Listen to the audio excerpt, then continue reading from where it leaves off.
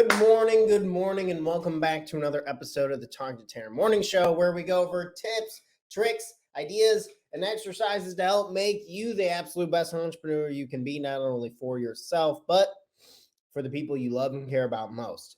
You become better for not only you, but the people you love and care about most. You gotta be a little uncomfortable and take that leap of faith. You're in control of the process. I'm here with you. If we don't continue to grow, if we don't continue to move on, we will be sad and upset.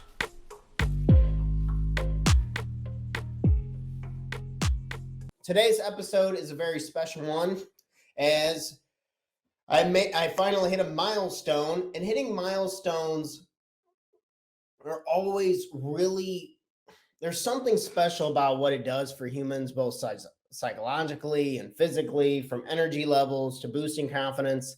And so I get to share my milestones on the show with this platform, which I am very, very grateful for.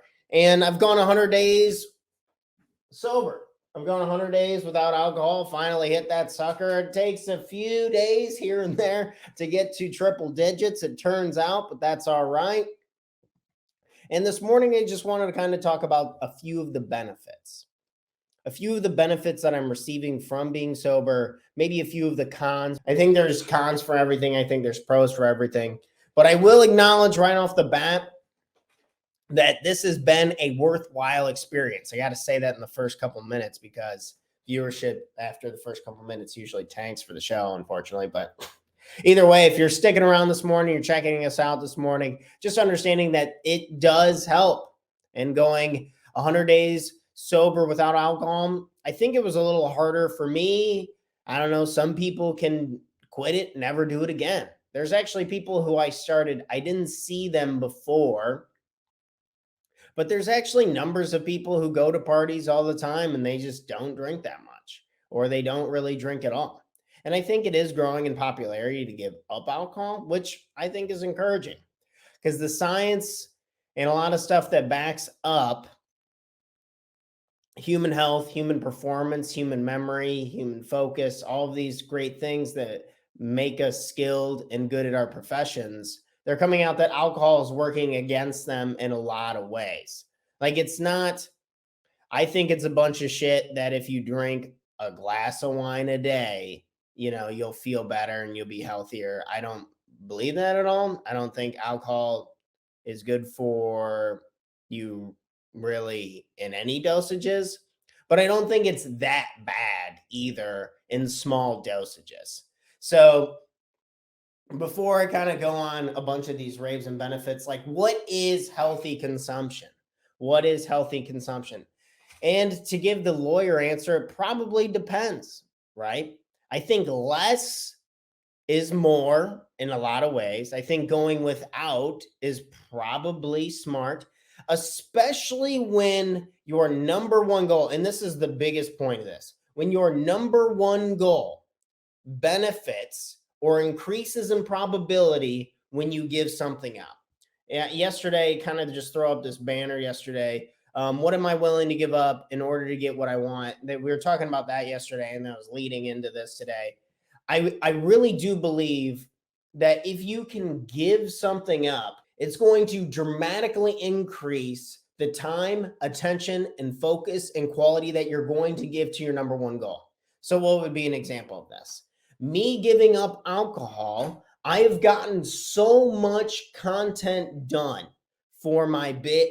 I'm creating this big, massive course. It's going to be incredible. It's going to change thousands and thousands of lives, hopefully millions over the decades. And I really believe this course is just absolutely exceptional. And I'm trying to make it as good as humanly possible, crossing the T's, dotting the I's, making it a big beast. And I genuinely think, because I wasn't getting fucked up on the weekends and I was just sitting there reading a ton and hanging out with my girlfriend's done a lot of the classes. I've had other family members, friends do the classes. I've had dozens of clients do the classes now, and I'm just reading through all the feedback. I'm getting feedback constantly. And I really believe that extra window and that extra time and that extra focus and energy have dramatically helped me get closer to my number one goal. Very, very much so. So I would ask you, what is your number one goal? If your number one goal is to lose weight, if your number one goal is to get fit and to get active, which is the most common, health goals are usually the most common, and I think the most difficult. If you don't have your health, like you just don't have shit. It's just fact. Or that's okay. I guess that's my perception. I guess I'll slow down a little bit this morning. I'm all riled up because I hit one of my milestones and I'm excited.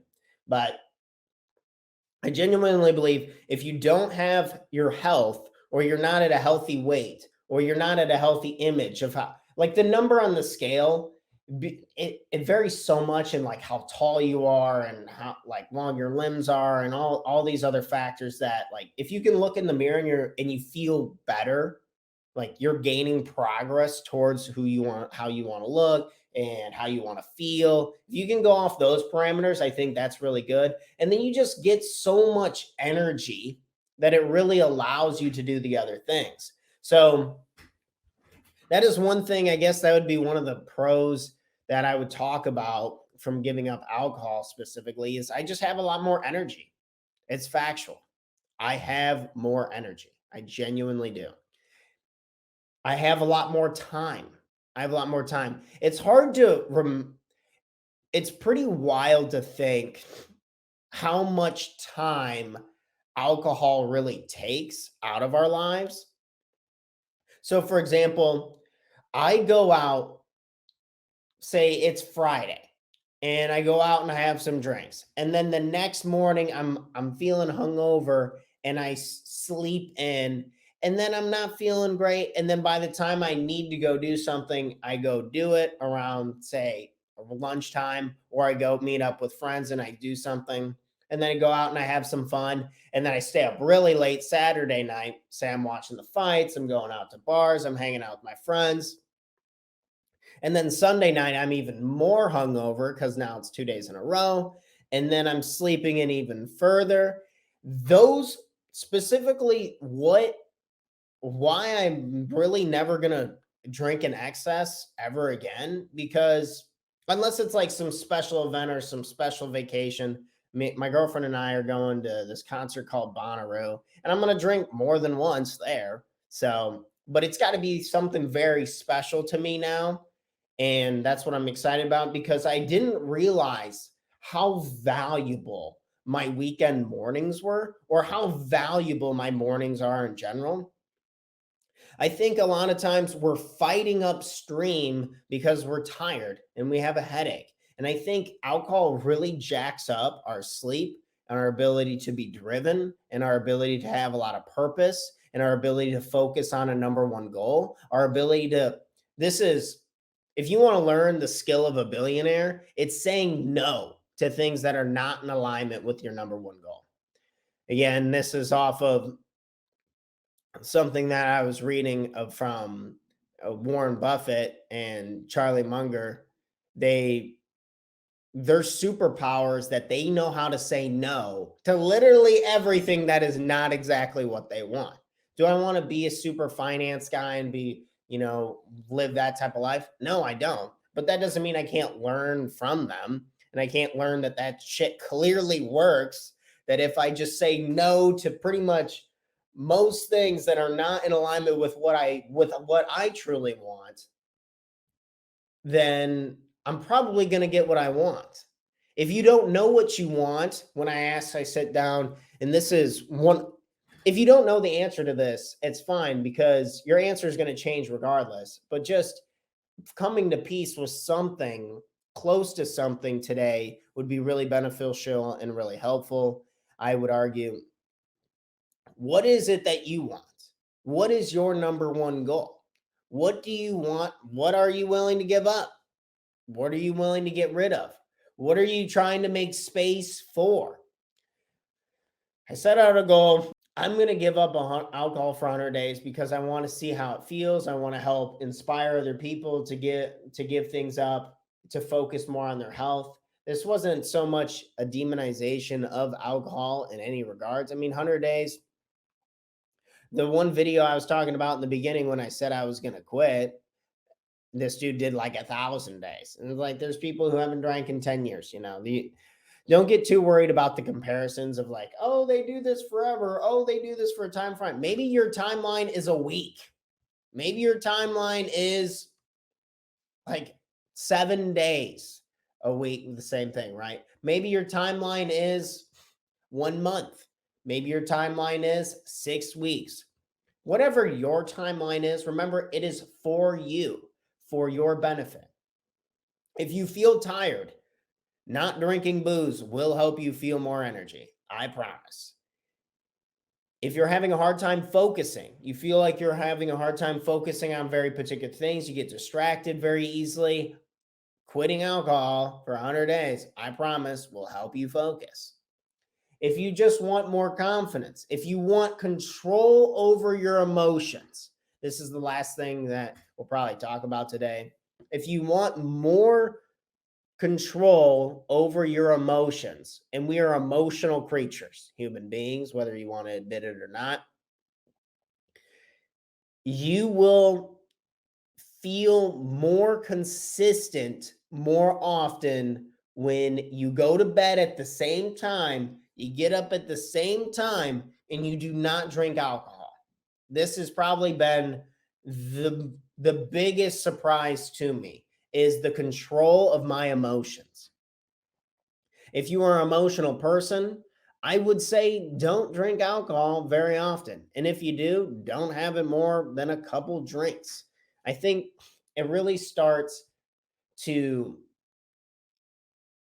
become more of an excuse than like an aid, alcohol, for us after a certain number of drinks. I don't think we need, or I can't speak for other people, I just don't need to get wasted anymore in that regard, in that sense, because I understand how damaging it is to everything else that I care about. And like, for what?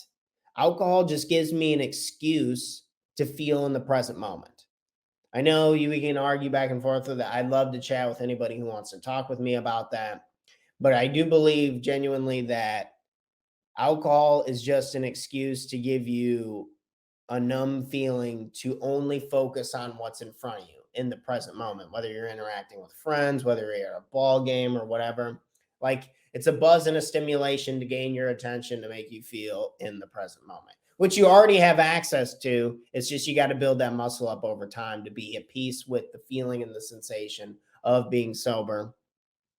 It's wild how everyone who is addicted to things, all they really want at the end of the day is the feeling of what sober people have.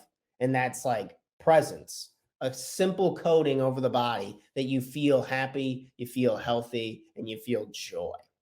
And of course, that's the life coach answer, but I've found to be true. I can only speak from personal experience, folks. And that's why I come on here today and talk a little bit more about being 100 days sober. It's just for that, the control of emotions. And let's go ahead and go with a little story, So what would be an argument about, oh, Tanner, I'm trying to get better at handling objections, and I like trying to put in a system to combat them. So this is how I am combating your rejection of I'm not quitting alcohol for 100 days, because that'd be my ass. Try it for 100 days. Try it for yourself. See if it helps. It's really helped me. So I'm going to a wedding. And people start flowing onto the dance floor. And my girlfriend likes to dance. And I haven't drank any alcohol. I'm still in the midst of the 100 days. I'm feeling like, in the past, I like to dance all the time, but I had to get drunk to do it. And I would feel embarrassed, or I'm not some amazing dancer by any means. Please do not think that. But I am willing to get out there. You know, if your girlfriend's dancing, if you're a man, you gotta buck up, champ. You gotta get out on the floor. But I knew this, but in the past, I always had to have alcohol to feel like I could have a good time, or I could let loose, or I could have an excuse to be silly. I feel like I'm such a serious person, or that was the old me, and this is who I've evolved into, and I'm really excited about. Is I used to believe that to not be serious, to be silly and all that, I would have to have the excuse of being drunk. I had a lot of friends in college and friends just in general who were really nice to me, and we had a good time. I'm a happy drunk. I'm not like that, but I always had to have this excuse of being fucked up in order for me to put myself out there to be silly and to have fun and give myself permission to have a good time. So we're at the wedding, and now I'm telling myself, okay, I haven't had any booze. I'm pretty sober. People are out there boogieing and having a good time. I'm going to go have a good time. I'm going to just focus on how my body moves. So I go out there and I start dancing. I'm like feeling my body moving. And then I have this like epiphany. Holy shit. Nobody cares if I'm drunk or not. Wow. Holy cow. Nobody cared. Nobody cared. You think the kids cared? You think the parents cared? You think the bride cared? You think anybody actually cares? No. But we run these stories and it's called catastrophizing, where it's like, oh, but if I don't do this, then I won't have a good time. So being very careful of the stories that we tell ourselves, like, oh, I can't go out there and embarrass myself. I'm a better dancer sober than drunk anyway. So it's like, to think that I'd go out there and be better doesn't make any sense. That argument falls through. It's just getting over the fear and insecurity that I'm not enough, I'm not good enough, all of that. So I need to do a whole episode on, it's called shame, but it's where you have feelings about certain things when you don't think you're good enough, but you really are. You are good enough. Nobody cares. They want to see you have fun. Like, it provide good energy to the party, right? So I go out there, we're dancing, we're having a good time, and then after a little while, I start to realize that this is still really fun. I can have a good time without getting drunk. I can stand my ground on what I said I was going to do, go 100 days without alcohol. I can commit to things that I want to compete. So twist this in your own situation. Think of ways I can compete. I can get things done that I set out to do. When I have intentions and I say I'm going to do something, I'm going to do it. So maybe today is an inspiring day for you to pick something that you want to give up for a while. Pick something that you want to work on. Pick something that you want to commit your time, effort, and energy to, that you think would truly be worthwhile. What in the hell if I give up, say if I give up booze, or I give up pot, or I quit nicotine, will yes or no, yeah, screw no, yes or yes, is this going to help me get closer to my number one goal? That was my parameter. That was my thinking. I'm here to help you have better health, to increase your wealth, and to improve your relationships. I'm going to keep doing this for decades and decades. And my goal is to inspire and help improve those three categories in your life. And if I can do that, then that's a success. So think of things that you can give up to focus on things and set yourself really up for success.